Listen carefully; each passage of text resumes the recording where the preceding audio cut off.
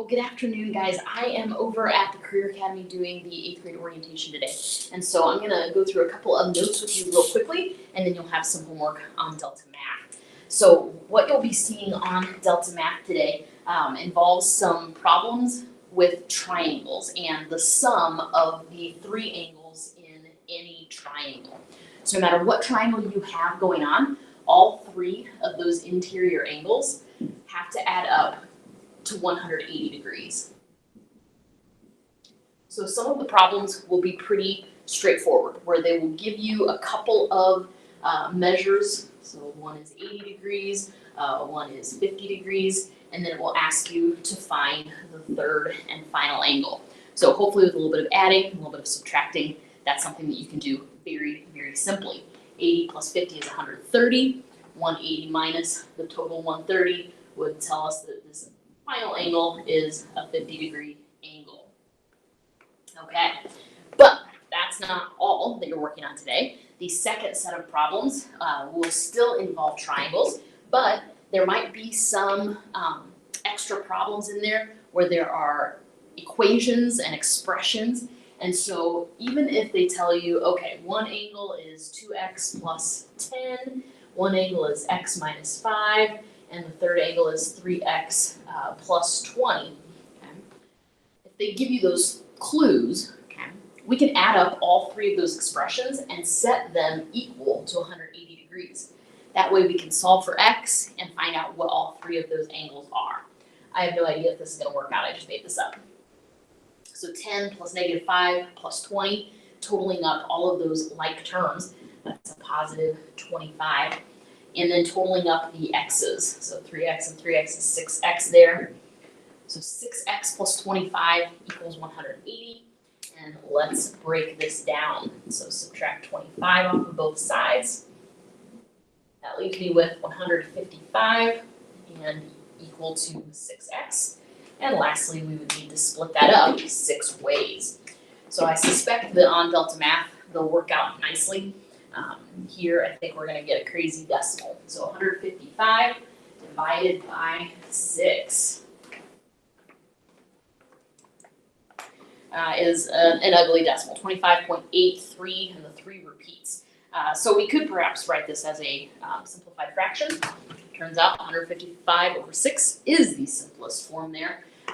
But that is something that you would do if you're dealing with some expressions and this idea that all the angles, all three of those interior angles add up to 180. Okay, so hopefully your algebra skills, you will get that sorted out. The last type of problem that you'll run into still involves the Pythagorean theorem. We're going to see this pop up over and over, and instead of rounding to the nearest tenth, this time on the Pythagorean theorem problems, it's going to ask you to write the answer in simplest radical form. So simplest radical form has its own kind of situation where we're never going to get any decimals. So one example might be the square root of 50. Square root of 50. Okay. That's a decimal number. What we want to do is break this thing down into some perfect square numbers. So numbers that are perfect squares are 1, 4, 9, 16, 25, 36, 49, and beyond. All of those numbers are perfect squares because when we apply a square root to them, we get a whole number. The square root of 4 is 2. The square root of 9 is 3. The square root of 16 is 4. The square root of 25 is 5. All of those numbers have whole number square roots. So what I'm looking for out of this number 50 is being able to split this up using one of these perfect squares, the biggest perfect square that we can possibly use. So 50 is divisible by 25. So we can rewrite this as the square root of 25 times 2. And the best part about products with square roots is that we can split the two products up.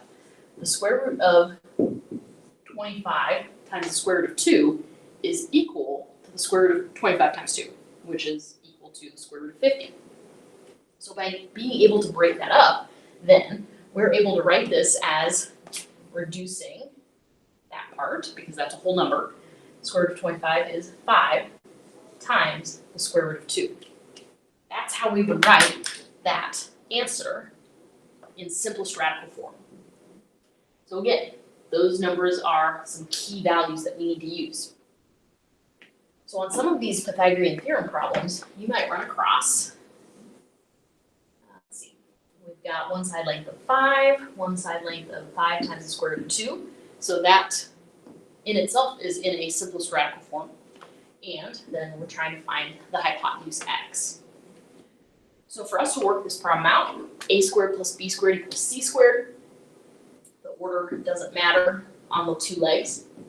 So 5 squared plus 5 times the square root of 2 squared is equal to x squared. So if you're doing some of these operations on your calculators, make sure you put parentheses around this product, because that entire leg, that entire expression, has to get squared.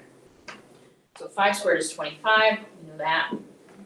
This one's a little trickier if you're not using your calculator, because the 5 has to get squared times the square root of 2 squared. Well, 5 squared is 25. We know that part. But it's still times the square root of 2 squared. Well, the square root and the square cancel each other out, so that result is just 2. The square root of 2 squared, 2 copies of it, makes that input fall out. And all this is equal to x squared.